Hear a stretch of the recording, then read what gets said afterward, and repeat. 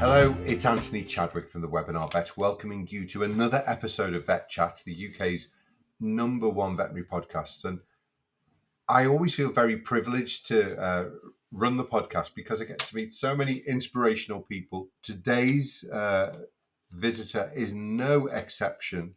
Gunila Pedersen, who is a veterinary surgeon based in the UK, in Denmark, and in Spain. She's actually learned the technique of triolocation, not biolocation. But anyway, Gunilla, you're going to explain all of that to us as to what you get up to with a bit of background, first of all. But I think again in Danish, I'm practicing this without actually saying "God morgen." Is that close? Good morning. Good Yeah, morning. very close. Good morning. Yeah. Great to speak to you, and welcome to the podcast. Thank you so much. It's great to be here. So obviously Danish, qualified from Copenhagen in the beginning of or mid noughties, and then have done some practice in the UK, but now living in Spain. A coach. Tell us a little bit about the journey, about how you found yourself now moving around a bit, but having a really fulfilling life. So I was a bit like you. I know you said that you wanted to become a vet since you were 8 years old. So for me, it was since I was 4. So it was a Yes. big dream. And I went into vet school 100 miles per hour. I was so passionate about it. I loved it. And we talked about gratitude. I was grateful for every moment. Sometimes there were some subjects where people were moan about, and I was just so excited. I'm in vet school. I'm becoming a vet. This is my dream. I came out of vet school exactly the same, and I went into veterinary life the same with that passion and that dedication. The problem was that I just didn't have any boundaries. I didn't see that I was actually burning myself out in the way that I just kept going. It just felt, I think when you're in vet school, it's the more effort you put in, then you get your grades, and you can kind of see there's a measurement of effort and there's a limit to what you can do. But once you're out there, there is actually no limit. If you can just keep going, right? You can just have your phone on you all the time. You can give your phone number to people. You can just, like, if you not realize it, you can just work 24 hours, 7 days a week.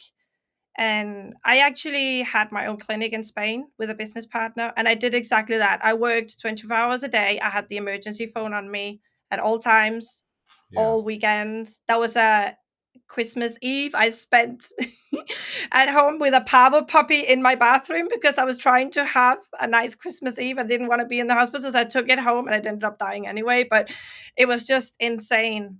And there came a point where I literally hated what I was doing because I ended up getting a divorce.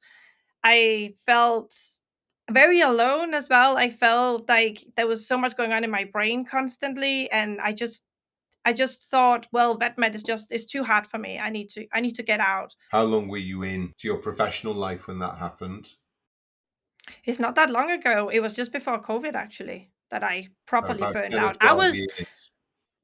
Yeah, I think it was obviously running my own clinic as well. So having my own business with no business background, I had to learn on the go. My business partner was not that business inclined, so I was taking care of all that side. Then the crack happened in 2008, 2009. So I then started locuming in the UK to bring in more money as I was running the clinic. I mean, it was insane at that point. Yeah.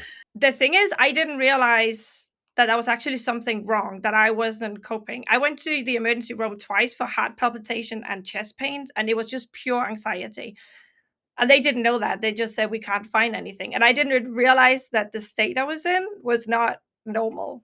And it was not until I kind of got out of it and started the journey of coaching, meditation, yoga, doing all these things, realizing, oh, wait, there's something I can do about it, that I then realized it's like when you have a headache and then it goes and you're like, oh, that was actually a really bad headache. Yeah. Yeah. And what was the realization to get you into coaching in the first place? Were you just miserable and ratty with everybody?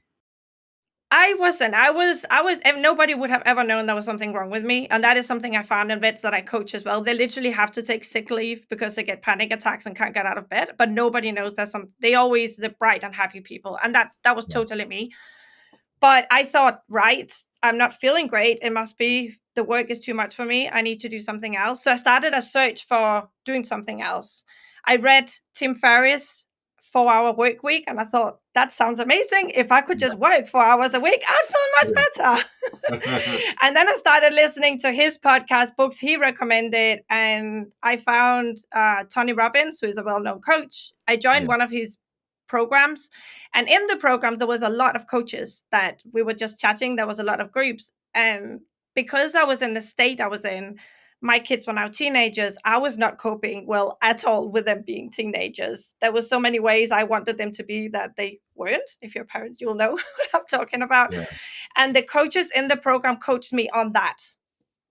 And that's when my mind just blew in, and I realized how much power I had over myself, my thoughts, my feelings, and how that could change my perspective, relationships with everything.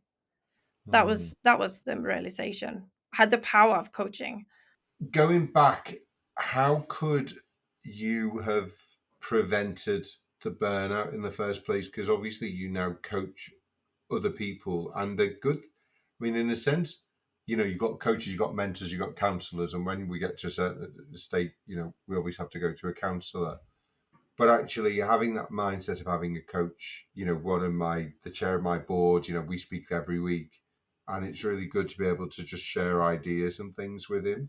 So he acts as a sort of mentor to me. Actually, it was really interesting. I was at a VetEd conference last year, and there was a lady from, I think it was Cardiff or Swansea University, who was following a group of vet students, and she was just seeing how they were getting on, post qualification. And just the fact that she was ringing them up every quarter made a huge difference to them, because asking how they were going on, is it normal that this is happening? Oh, well, that sounds like you've got a really strange, setup at work. Because I think the work situation can have a lot. I just did a LinkedIn post yesterday because it was our 14th birthday, and the AHA have just brought out a white paper on Stay Please. It's all about the great attrition, and just basic stuff about show appreciation to people, make sure they're paid well, modern medicine, good teamwork.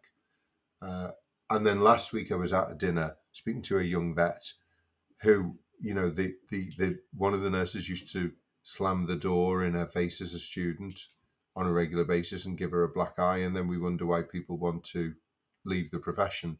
So there's all those sort of things going on, isn't there? Do we need to be doing more coaching? Do you like the look of some of the bigger groups now have got graduate academies and things? Is that all moving in the right direction from a coaching perspective? Are we becoming, as a profession, more coachable, do you think?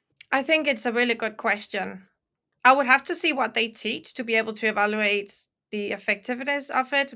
I think we are probably 20 years behind human Mm. physicians. I know a lot of my peers that have coached are physicians and are very successful, and they are coaching. So in at least in America, doctors are very much into coaching now. So Yeah. I think having a coach is, I would say, I would say necessary, but it is incredibly helpful. Mm. Why is it helpful? Because a coach can point out awareness. So you, for example, if I were coaching you, I just wrote a post about, for example, a vet I know that studied. I was his mentor for a few years. He's been working for several years. Left the clinic, was 3 months off because he was felt a bit burned out, and now he was stressing about starting up in another clinic, and his brain was just completely in tunnel vision around everything is new. I don't even know where anything is. I don't know the procedures, the protocols, his brain was just bombarding him with all these things that he didn't know. And he said, I'm starting from zero, and he was convinced that was the truth for him. We talked before Yeah. about thoughts as fact. For him, it was a fact. I'm starting from zero. And then I said, but what do you know? Like, where are you not at zero? And of course, he can place a catheter. He knows how to use a stethoscope. He's spoken to owners before. He can pick up a phone. He can interpret blood panels. And once we started, oh, okay, actually, there's a few things I will probably take a couple of weeks to pick up on, but I have the basis. Yeah. So the number one thing I think about having a coach is the awareness. And I think to come back to your question when you started was, is there anything what could I have done differently when I started burning out, was the awareness that all these thoughts I had about, I need to save everybody, I need to help everybody, all the clients have to be happy, I need, all the animals have to survive. That was literally my thoughts, and that is obviously, as a fallacy, is not possible, right? You can't do it. But if you're convinced you have to, that is the most stressful Yeah. position you can be in. Talk us through with your coaching. Is that done virtually? Is it face to face? Is it in groups? Is it one to one? Is there a particular system that you follow? So I coach one to one. I do webinar and workshops. I could do those in person. Um, I like one to one because people can be really vulnerable, and physicians, I find, and vets especially, don't like being vulnerable. We don't like to show something is wrong with us. And I feel when people come to me, they are showing a great act of courage just to speak up and say, I think I need some help. Like, we're not really good at that.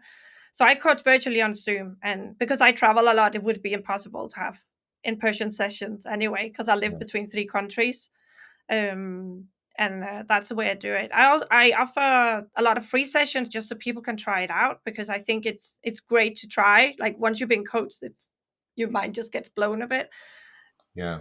What sort of system are you using? Because obviously, coaches, whilst you're not counselors, you must presumably bring in some of the strategies and some of the work that, counselors have created in the past, I presume. We work very alike. The difference between a therapist and a coach is a therapist can treat everybody. We Yeah. can do the same, but we don't tend to work with people that are non-functional. So if somebody has severe depression, or they can't get out of bed, they're not functioning, they're not getting up, then that's for a therapist. We can work together still, but they would need therapy and maybe a Yeah. psychiatrist as well. We work with, I think that the kind of coaching I work with is cognitive behavior. So it is that awareness of your thoughts, questioning Yeah. them. Do you want to keep those thoughts? And the other big area is being aware of the feelings we're having and being able to process them, and just realize that life is 50-50. Our life is never going to be 100% Mm. happy. Be okay with that, accepting Yeah. that, Be and being content. able to cope with the other 50%. So this is cognitive behavioral therapy, CBT, isn't it? Yeah. And do you think that there's a danger that, I suppose from an evolutionary perspective, we've kind of been hardwired to be slightly pessimistic, haven't we? And is that, We have. the lions and the tigers on the whole have left London now, so I can walk down the street and be reasonably happy that one is not going to attack me. But we still have those worries, don't we? A lot of people worry a lot, and a lot of those things never happen. But there's those thoughts become almost like facts, don't they? They do. It's like we were saying before, there's like we have 60 to 80,000 thoughts a day. 80% tend to be negative, exactly for that evolutionary reason that if the grass is moving, I better assume it's a lion, because if I assume it's a rabbit, then my genes are not going to continue forward. Yeah. And I do see vets do this a lot. So, like, they will come in, for example, because I do nights. So the day vets will come in and they'll check their diary. Oh, this is coming in. He's coming back. I wonder if the treatment didn't work. Oh, no, this is coming. I need to operate. Do I know how to do this? I have to look, and they just worry. Like, maybe there are 20 appointments and they worry about every single one of them. Mm. And then the animal comes in, and half the time it's not half as bad as they It's thought. done a lot better. Yeah, exactly. They come in to say they give you chocolates. I don't know, or the operation that seemed really complicated is, it's not that bad. Like, once you're in it, it's not that bad. But the problem with us is that humans in general want to control, right? We want to control the outcome. We want to control the end result. But I think, especially in biology and especially in vet med, it is so unlikely that you can control ahead of time what is going to happen, right? Because shit hits the fan all the time in vet med. And Yeah. the ability to be able to adapt and not freak out, and be a bit okay with, okay, now this is happening, let's just do this instead then, and also not worry about it beforehand, and also not beat ourselves up about it after. That's a big one. Yeah, it is, and of course we have that one. awkward client who comes in. We've had 30 lovely, lovely clients, and we tend to go home, talk about the nasty one, and then can Yeah. almost conflate that as, all clients are troublesome, whereas actually the majority are lovely and no problem. But can we get into trouble if we're kind of saying, just be happy all the time? I know we were talking prior to the podcast about Viktor Frankl's book. Perhaps talk a little bit about that. How do we? It can be blasé if you're saying somebody who's in a bit of a pit. Just be happy. It's not as simple as that. I understand, but gratitude and positive thinking can get you through a lot, can't it? It can. So Viktor Frankl, for those who don't know, he wrote a book called Man's Search for Meaning. He was a psychiatrist that ended up in Auschwitz, and he had this big purpose, which was finishing this book he wanted to write about mind. And horrible things happened to him. His family got killed. He had a pregnant wife that got killed. It was just horrible. And he still managed to not be positive in that moment, of course, but to find purpose. He came out, he remarried and had children and had a life after that.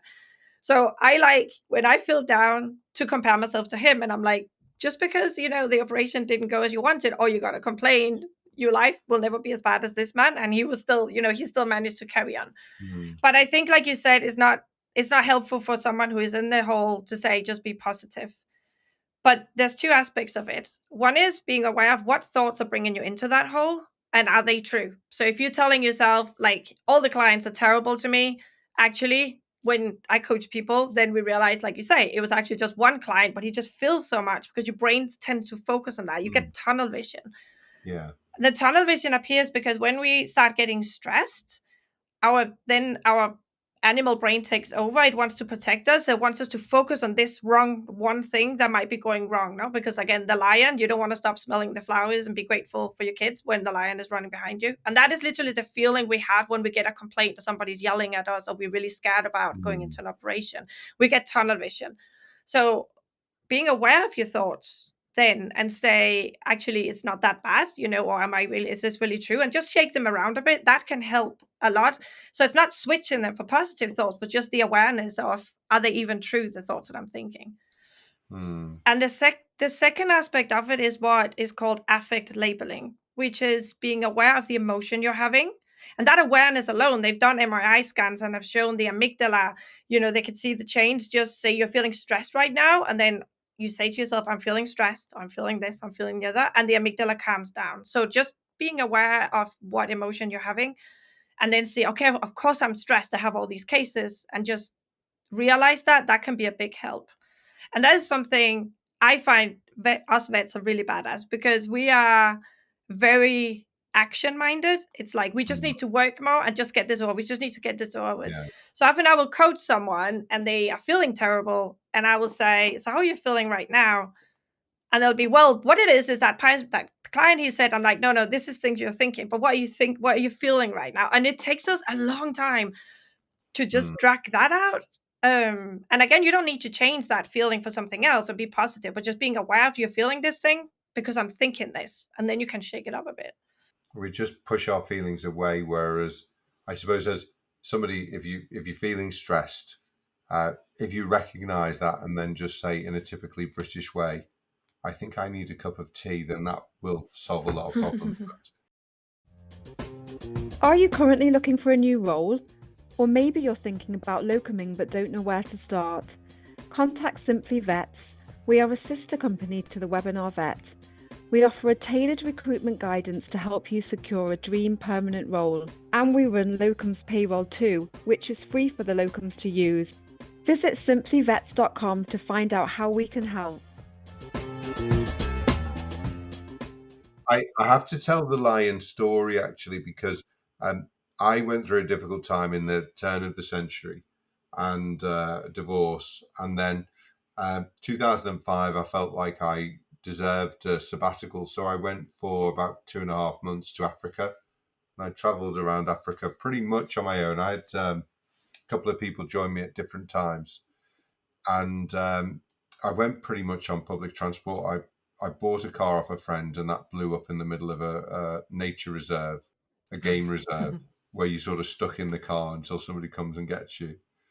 And then I'd read a book about a guy called George Courtney Selous, who was a big game hunter at the turn of the century. And then when the war was declared, the First World War, there was also a war because Tanzania was German East Africa and Kenya was English or British East Africa. So he was about 65 at the time, in a sense, too old to fight, but he got involved in the fighting and was killed. And where he was buried, he was a big game hunter, so he shot a lot of elephants and lions in his time. They have a gravestone, and the lions lie on the gravestone as if to say, well, we got you in the end, kind of thing, you know. So I wanted to go and see this particular area. It's called the Selous Game Reserve. It's the biggest game reserve in Africa. And then I'd read another article about Lake Tagalala, which is even more sort of, it's in Selous, but it's in the middle of Selous, so it's quite remote. Most people go to the Serengeti. I was there in Selous, and we got a driver to take us down there from Dar es Salaam. There's just the small group of us, and I'm saying to Kenneth, "Oh, I need to go to the toilet. I'm just going to go to that bush over there and have a wee." No, you're not. No.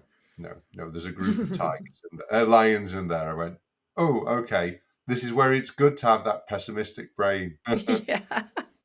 I live to tell the tale.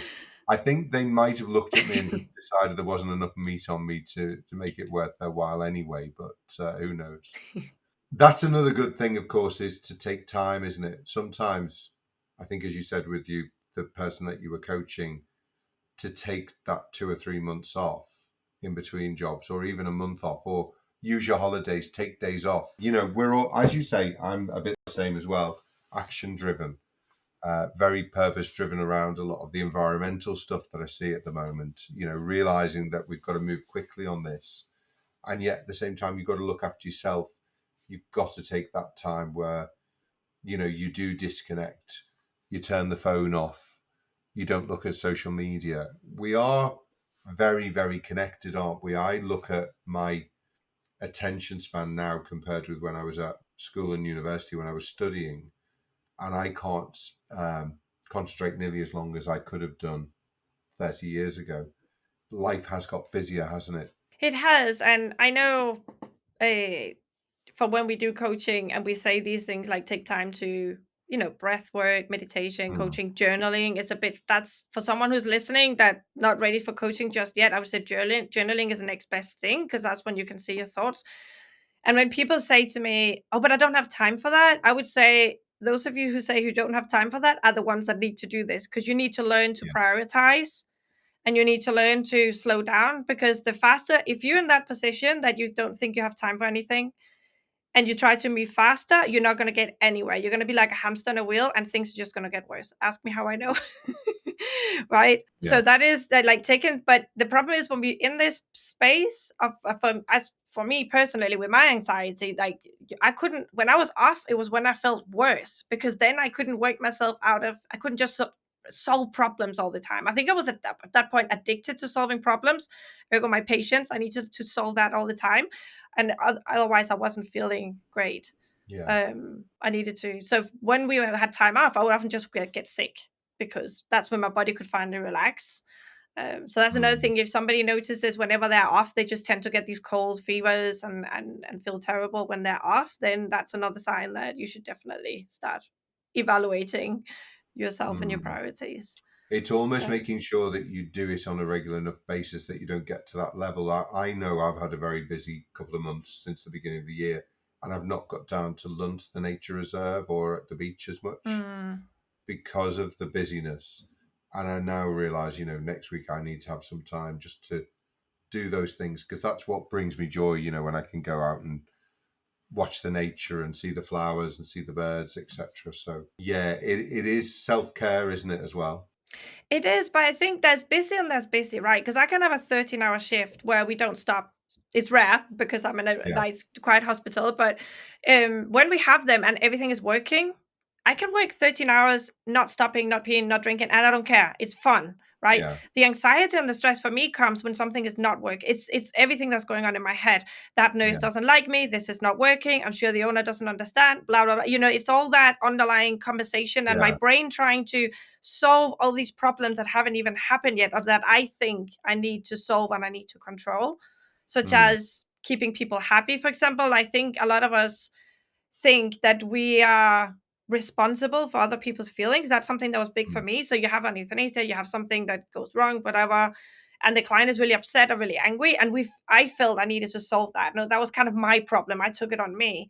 And that is stressful because obviously I can't do anything about it. If people are upset, like, it doesn't give them a cup of tea. I could try and talk to them, but then I need to let them grieve, right? That's their process, not mine. And realizing that takes a lot of stress away. So the anxiety, I don't think, comes as much of being physically busy as in all the business in our Mm. mind. But also, so if you're busy but you're having fun, then you're okay with taking a break. You don't feel you need to keep going. If you feel like taking a break, you take it. But when you have anxiety and stress, you don't see the need. You can't yeah, see that you Yeah. need a break, even, if Right. that makes Okay. sense.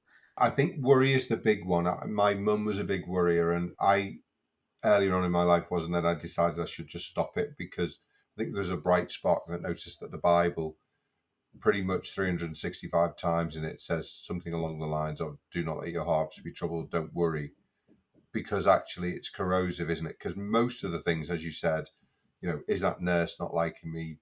Does the boss not think I'm doing the job very well? Or will that dog die? Because I've done something that maybe I think isn't the right thing. The reality is most of those things never happen, and yet we worry about them, and it's corrosive. And obviously, as a Catholic, we say, well, if you're really worried about something, pray about it, and that'll help. So Mm. having that sort of spiritual element also can sort of just help give people a bit more on the meaning side as well, can't it? That they are cared for in a greater way. I like that thinking. Yeah.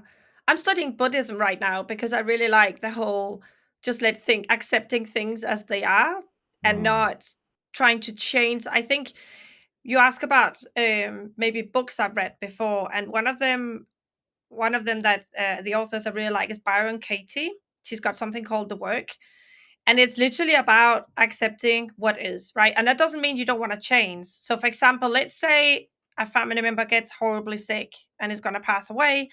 You can't do anything about it. You have to accept that that's going to happen. You can still grieve. You can still give them turmeric and cucumbers if you think that's going to help. Like, do what you can, but you need to accept at some Yeah. point that this is it. No, and not fight that reality. And that, if you transfer that into VetMed, so if you have a manager that is insecure, lacks confidence, lacks experience, and is coming to you from that base, then obviously he's not going to be a great manager. But can you accept that this manager is never going to be ideal, and these are the reasons why? So do you want to accept it and keep working for him and just get along with it and just do your best to kind of not take his feedback too seriously? Or do you want to change jobs? But staying in your job, not accepting how he is, wanting things to change, every day complain about it, to your peers and to your husband. No, he Mm. said this, he did this, blah, blah, and just complain, complain, complain. And again, like worrying what's going to happen, not accepting what is. I think that is a big thing as well. So Byron Katie, her work is marvelous for that, for accepting what is. And also, but I think feeling that you are being taken care of, like kind of assuming that God, universe, whoever you believe in, is kind of, everything will be all right in the end. If you can Mm. come in with that base as well, I think is very helpful. Yeah. Gunilla, it's been great to speak to you. I hope you get a good walk down to the beach today. As I said, I'm in the middle of London, so my beach is not as warm as yours anyway. But I'm going to have a little walk through Hyde Park over to the QE2, the Queen Elizabeth II Centre, where I'm going to be doing some stuff on sustainability, which rocks my boat. So doing things that you're passionate about, I think also, as you said, helps to Yeah, keep us all happy and purposeful, doesn't it? definitely. Yeah, find your passion. Yeah. Gunilla, it's been great speaking to you. Another LinkedIn friend. Or I will, Definitely. who knows, as I go out of the airport at Malaga next time to see my friend, I might just turn left instead of right. So watch out. Definitely. You're more than welcome. Gunilla, great to speak to you. Take care. Thanks again Thank for all you. the work that you're doing, Thanks for within the having profession me. as well. Thanks everyone for listening. This has been VETchat. Hope to see you on a podcast very soon. Take care. Bye-bye.